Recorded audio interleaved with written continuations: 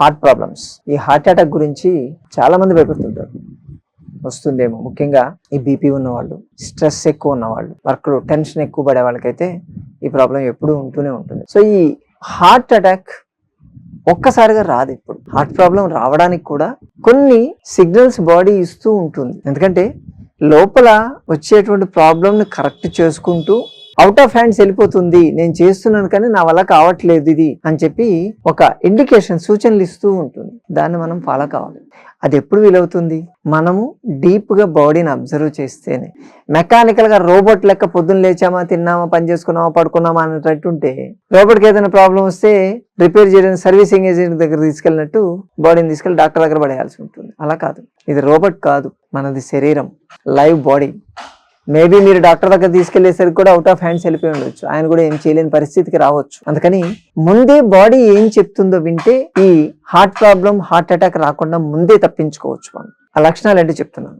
First of all, me body chest pain ఇస్తుంది, అంటే chest బాగా బరువుగా అనిపించడం, పెయిన్ ఉండడం, ఇది మెయిన్ థింగ్. ఎందుకంటే బ్లడ్ వెజల్లో ఎక్కడైనా బ్లాకేజ్ ఉన్నప్పుడు వెళ్ళినటువంటి బ్లడ్ మళ్ళీ తిరిగి రావడానికి టైం పడుతుంది, రాదు, ఆ టైం లోపల రాదు. దాంతో ఒక విధమైనటువంటి ఆక్సిజనేషన్ తక్కువ కావడం జరగడం వల్ల మజిల్ క్రాంప్ లాగా వస్తుంది.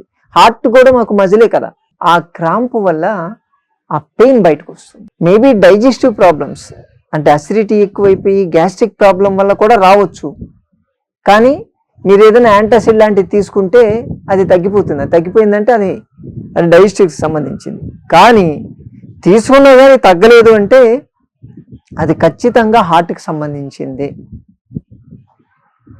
రెండోది బ్రీతింగ్ ప్రాబ్లం, బ్రెత్లెస్నెస్ వస్తూ ఉంటుంది. మామూలుగా చేసే పనులు, మీరేదో బరువులు లేపక్కర్లేదు, ఏదో కొండలెక్కర్లేక్కర్లేదు, ట్రెక్కింగ్ చేయక్కర్లేదు, నార్మల్గా చేసేటువంటి పనులు చేయడానికి కూడా ఓపిక ఉండదు. అది తొందరగా బ్రీతింగ్ ప్రాబ్లం వచ్చి ఆయాసం నోటితో తీసుకోవాల్సినటువంటి పరిస్థితి వస్తుంది.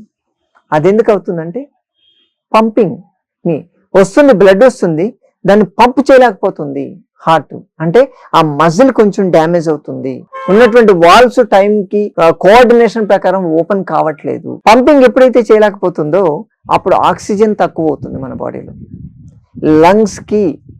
లంగ్స్లో ఎక్కువ కార్బన్ డైఆక్సైడ్ చేరుతుంది, దాన్ని బయటకు పంపించాలి, నోటితో పీల్చుకుంటాం. కాబట్టి ఇటువంటి బ్రీతింగ్ ప్రాబ్లం వచ్చినా కానీ మీకు దీని గురించి ఆలోచించాలి.